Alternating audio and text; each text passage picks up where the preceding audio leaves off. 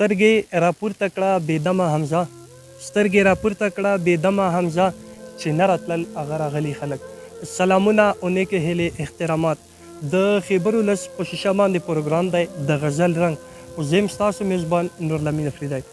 قدرمنو کتونکو دا وخت زه موجود یم د امیر حمزه خان شینواري بابا په مزار کې. قدرمنو کتونکو نن موږ سره د غزل رنګ کې یو داسې شخصیت چې هیڅ تعارف محتاج نه دی. که د په شعر په لیک په حوالې سره وګورئ نو یو جوور نظر لري. قدرمنو کتونکو دی د افغانستان د مونږ ګاونډي هېواد نه راغلی او بابا مزار ته او مونږ هم ورسره میلاو شو. ده خو ډېر ژورې خبرې دي او ډېر درانه لیکل په ده عوامو ته په ټیک ټاک په ذریعه او په نورو پلیټفارمو په ذریعه خلکو ته وړاندې کوي. نو موږ هم کوشش کوو چې د ده سره کوم نوي کلامونه یو څه داسې کلامونه چې هغه خلکو ډېر خوښ کړي وي نو هغه به تاسو سره ډایل کوو. دا وخت به په ټوله نړۍ کې ته پښتانه ویني او ورسره لږه خپله لنډه پېژنګلو وکړه. ډېره مننه. زما نوم جان ضمیر شینواره دی. د ولایت ننګرهار یم، د دور بابا ولسوالۍ په کوم شینواره یم او راغلی یم پښتونخوا ته. نو ستاسو غوندې ملګرو سره ملاقاتونه وشو نو ډېره زیاته مننه چې زه څنګ کې ځان سره ودرولم. زموږ شعرونه خوښ کړي دي او زموږ غږ هم. شکریه. دا راته ووایه چې د شاعرۍ طرف ته تاسو څنګه رجحان را جوړ شو؟ ګرانه ما بس د شعر سره اصل کې یوه لیونۍ مینه ورسره لرم پښتو ادب سره او ښه شعر لولم، ښه شعر ته غوږ ږدم او اورم.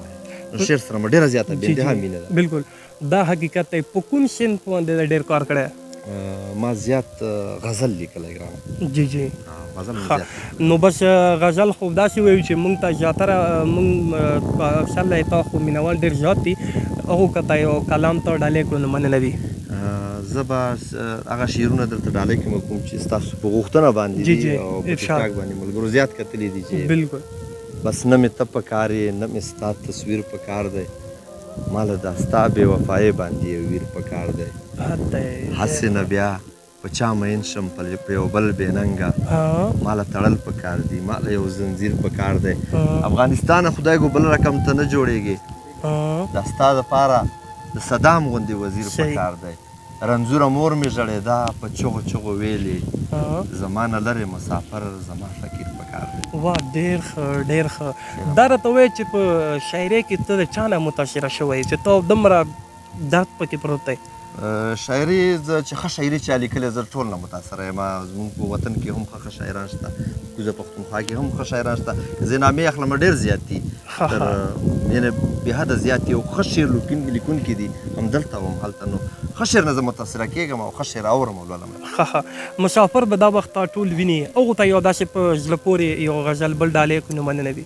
د مسافرو دپاره غزل دی، تکراري غزل دی چې جی عجیبه ژوند دی خودکشۍ مه پکې وزغملې، اوږدې اوږدې مسافرۍ مه پکې وزغملې، او ما خودکشي وکړه مړ نه شومه چا وژغورلم، داسې مرۍ وه چې رسۍ مه پکې وزغملې.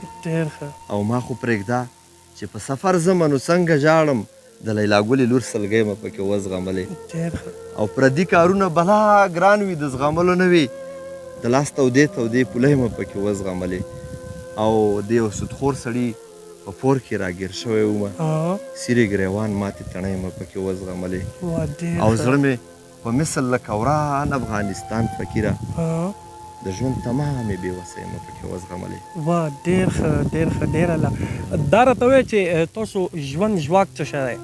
زه پخپله په کویت کې یم، مسافر یم، هلته غټ ګاډی چلوم.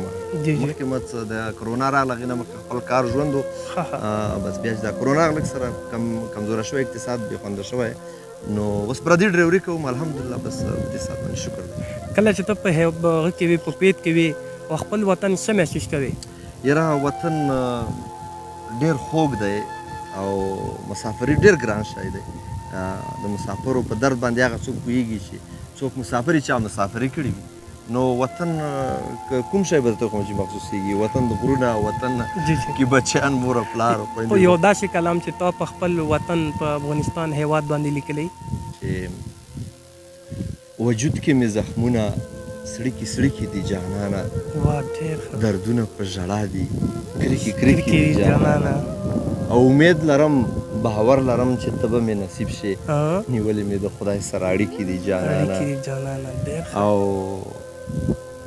بالکل دا وخت به تا ټول په ټول نړۍ کې څومره موږ مسافران روان دي پښتانه دي هغو له څه پیغام لري؟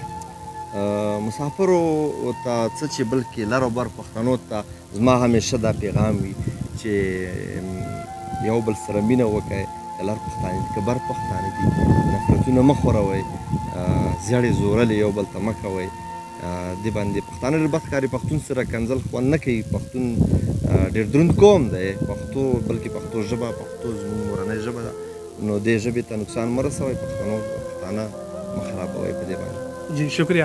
قدرمنو کتونکو دا جان ضمیر شینواري چې ګټورې خبرې تاسو سره شریکې کړې او هیله لرم چې تاسو به ډېر معلومات او ډېر خوند او مزې باندې اخیستې وي. یقینا چې که د شعر ته موږ وګورو نو تاسو ته ما په اول کې مې ویل چې ډېر ژور نظر لري او هیله لرم چې تاسو به ډېر خوند او مزې اخیستې. انشاءالله مخ په وړاندې به بیا یو ځل بیا تاسو سره مخاطب کېږم. دا وخت ما له راکړو اجازت د الله په امان.